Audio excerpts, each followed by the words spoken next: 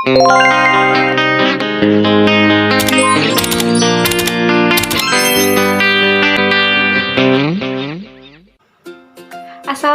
warahmatullahi wabarakatuh. Halo semuanya, bagaimana kabar kalian hari ini? Semoga selalu dalam keadaan sehat ya dan tetap semangat. Nah teman-teman, sebelumnya perkenalkan nama saya Mega Pratiwi dengan NIM 140141910 dari Rombel A Angkatan 2019. Nah, pada kesempatan kali ini saya akan menyampaikan materi selama 1 semester pada mata kuliah Pendidikan Anak Berkebutuhan Khusus yang diampu oleh Ibu DRA Kurnia Baktiningsih MPD. Nah, silakan kalian bisa simak video berikut ini ya. Terima kasih. Nah, untuk materi yang pertama yaitu membahas mengenai hakikat anak berkebutuhan khusus. Sebelumnya, ada yang tahu apa sih itu anak berkebutuhan khusus? Jadi, anak berkebutuhan khusus merupakan anak yang mengalami keterbatasan atau keterluarbiasaan baik secara fisik, mental intelektual, maupun sosial emosional yang berpengaruh secara signifikan dalam proses pertumbuhan atau perkembangannya dibandingkan dengan anak seusia dengannya. Nah, kemudian, menurut pasal 15 Undang-Undang Nomor 20 Tahun 2003 tentang Sisdiknas, bahwa jenis pendidikan bagi anak berkebutuhan khusus adalah pendidikan khusus. Pasal 32 ayat 1 Undang-Undang Nomor 20 Tahun 2003 memberikan batasan bahwa pendidikan khusus merupakan pendidikan bagi peserta didik yang memiliki tingkat kesulitan dalam mengikuti proses pembelajaran karena kelainan fisik. Pendidikan jenis pendidikan khusus untuk peserta didik yang berkelainan atau peserta didik yang memiliki kecerdasan luar biasa dapat diselenggarakan secara inklusif atau berupa satuan pendidikan khusus pada tingkat pendidikan dasar dan menengah. Nah, materi yang kedua yaitu tentang jenis dan karakteristik anak berkebutuhan khusus. Nah, jenis-jenis dari anak berkebutuhan khusus itu ada bermacam-macam. Yang pertama ada tunagrahita. Tunagrahita adalah seseorang yang mengalami masalah di dalam perkembangan mentalnya, misalnya kesulitan dalam berkomunikasi dan bersosialisasi, kesulitan dalam belajar dan memahami suatu masalah. Yang kedua ada tunanetra. Tunanetra adalah seseorang yang mengalami gangguan pada penglihatannya, baik itu berupa gangguan total atau bahkan hanya sebagian penglihatannya saja. Yang ketiga ada tunarungu. Tunarungu merupakan seseorang yang mengalami gangguan pada fungsi pendengarannya.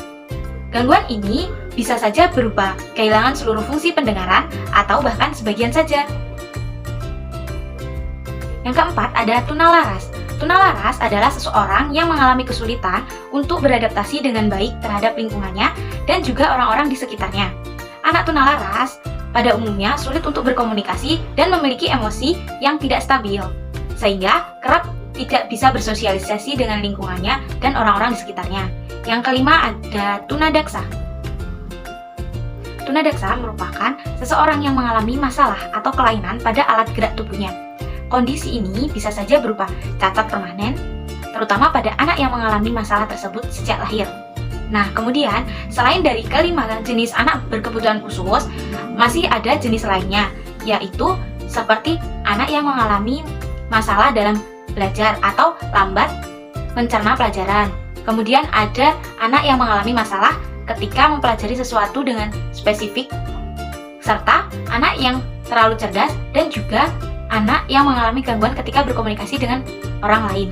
Nah, kemudian karakteristik spesifik anak berkebutuhan khusus pada umumnya berkaitan dengan tingkat perkembangan fungsional. Karakteristik spesifik tersebut meliputi tingkat perkembangan sensori motorik, kognitif, kemampuan berbahasa, keterampilan diri, konsep diri, dan kemampuan interaksi sosial serta kreativitasnya.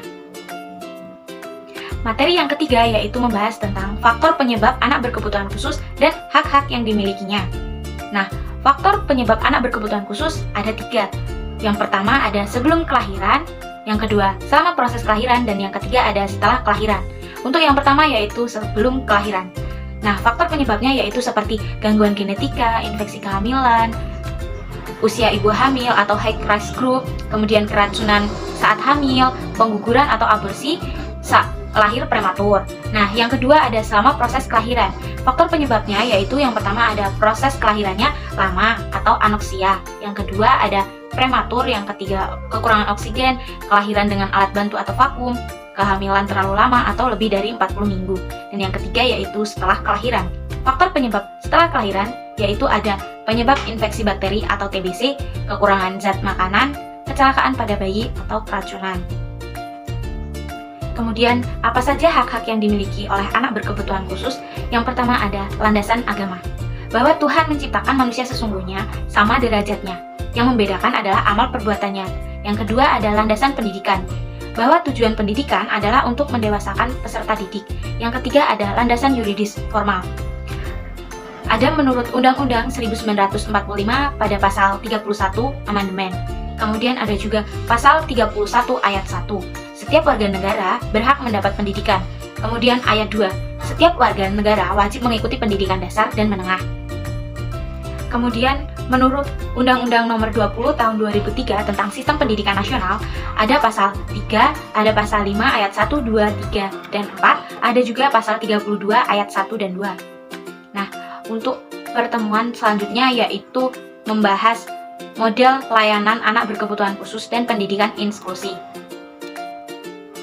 Ada 4 bentuk penyelenggaraan pendidikan dengan sistem segresi, yaitu yang pertama sekolah luar biasa atau SLB, yang kedua ada sekolah luar biasa berasrama, yang ketiga ada kelas jauh atau kelas kunjungan, yang keempat ada sekolah dasar luar biasa atau SDLB. Nah, untuk pendidikan inklusif tersebut merupakan sistem penyelenggaraan pendidikan yang memberikan kesempatan kepada semua peserta didik yang memiliki kelainan, dan memiliki potensi kecerdasan dan atau bakat istimewa untuk mengikuti pendidikan atau pembelajaran dalam satu lingkungan pendidikan secara bersama-sama dengan peserta didik pada umumnya. Kemudian ada manfaat dari pendidikan inklusi, yaitu yang pertama ada membangun kesadaran dan pentingnya pendidikan inklusif sekaligus menghilangkan sikap dan nilai yang diskriminatif. Yang kedua ada melibatkan dan memperdayakan masyarakat untuk melakukan analisis situasi pendidikan lokal, mengumpulkan informasi semua anak pada setiap distrik dan mengidentifikasikan alasan mengapa mereka tidak sekolah. Yang ketiga, mengidentifikasikan hambatan berkaitan dengan kelainan fisik, sosial, dan masalah lainnya terhadap akses dan pembelajaran. Yang keempat yaitu melibatkan masyarakat dalam melakukan perencanaan dan monitoring mutu pendidikan bagi semua anak. Selanjutnya juga ada ciri-ciri dari pendidikan inklusi. Yang pertama ada anak berkebutuhan khusus belajar bersama-sama dengan anak rata-rata lainnya. Yang kedua ada setiap anak memperoleh layanan pendidikan yang layak, menantang, dan bermutu. Yang ketiga ada setiap anak memperoleh layanan pendidikan sesuai dengan kemampuan dan kebutuhannya. Yang keempat, sistem pendidikan menyesuaikan dengan kondisi anak. Materi yang keenam yaitu membahas tentang karakteristik anak berkebutuhan khusus, karakteristik anak berkelainan fisik, pengembangan kognitif, dan kreativitas anak berkelainan fisik. Nah, jadi karakteristik anak berkebutuhan khusus itu mencangkup karakteristik aktivitas, meliputi karakteristik tunaganda, karakteristik sosial, karakteristik fisik atau kesehatan, karakteristik persepsi atau emosi, karakteristik gangguan kesulitan belajar, karakteristik anak dengan cerdas istimewa berbakat, karakteristik motivasi dan nilai-nilai hidup, karakteristik intelektual kognitif. Materi selanjutnya yaitu dengan judul Layanan dan Prinsip-prinsip Layanan Anak Berkebutuhan Khusus. Layanan pendidikan merupakan suatu kajian penting untuk memenuhi kebutuhan anak-anak berkebutuhan khusus yang memiliki keunikan tersendiri dalam jenis dan karakteristiknya. Dan yang membedakan mereka dari anak-anak normal pada umumnya, yaitu keadaan inilah yang menuntut adanya penyesuaian dalam pemberian layanan pendidikan yang dibutuhkan. Jenis layanan yang bisa diberikan kepada anak-anak berkebutuhan khusus sesuai dengan kebutuhannya masing-masing secara umum yaitu mencangkup yang pertama layanan medis dan fisiologis, yang kedua layanan sosial psikologis, dan yang ketiga layanan pedagogis atau pendidikan. Nah, bentuk layanan pendidikan anak berkebutuhan khusus itu meliputi bentuk layanan segresi, bentuk layanan integrasi atau terpadu, bentuk layanan pendidikan inklusif. Nah, materi selanjutnya yaitu dengan judul Pendekatan Layanan dan Fasilitas Pendidikan Anak Berkebutuhan Khusus. Secara umum, ada dua pendekatan yang sering dilakukan dalam pemberian layanan pendidikan anak berkebutuhan khusus, yaitu yang pertama pendekatan kelompok. Maksudnya yaitu pendekatan yang dilakukan secara berkelompok. Yang kedua ada pendekatan individu, yaitu pendekatan yang dilakukan secara individu. Materi selanjutnya yaitu pemberian layanan pendidikan anak berkebutuhan khusus di sekolah dasar. Nah, layanan pada hakikatnya merupakan bentuk jasa yang diberikan oleh seseorang, institusi atau perusahaan kepada orang lain untuk memenuhi kebutuhan yang diperlukan. Identifikasi kebutuhan pendidikan, langkah awal dalam pemberian layanan pendidikan anak berkebutuhan khusus di sekolah dasar adalah dengan melakukan identifikasi dan asesmen terhadap kebutuhan pendidikan dari siswa yang bersangkutan. Pelaksanaan anak berkebutuhan khusus di sekolah dasar atau permasalahannya yaitu perilaku, pemahaman, komunikasi, dan interaksi. Nah, materi yang terakhir yaitu tindak lanjut pembelajaran anak berkebutuhan khusus. Nah, asesmen anak berkebutuhan khusus merupakan suatu proses sistematis atau teratur dalam mengawali permasalahan secara keseluruhan yang digunakan untuk menemukan kekurangan, menggali permasalahan, hambatan, keunggulan, dan kebutuhan siswa. Dalam kasus yang berhubungan dengan anak berkebutuhan khusus, terdapat 3 penilaian yang mendasar, yaitu kekurangan dan ketidakmampuan anak, kelebihan atau potensi, serta kebutuhan yang diperlukan oleh anak berkebutuhan khusus. Menurut Yusuf M. 2015, ruang lingkup anak berkebutuhan khusus terdiri dari 2, yaitu yang pertama asesmen akademik, dan yang kedua ada asesmen perkembangan. Nah, untuk yang pertama asesmen akademik. Asesmen akademik merupakan aspek bahasa dan komunikasi, persepsi, konsentrasi dan memori, perkembangan motorik, perkembangan sosial, dan perkembangan emosi.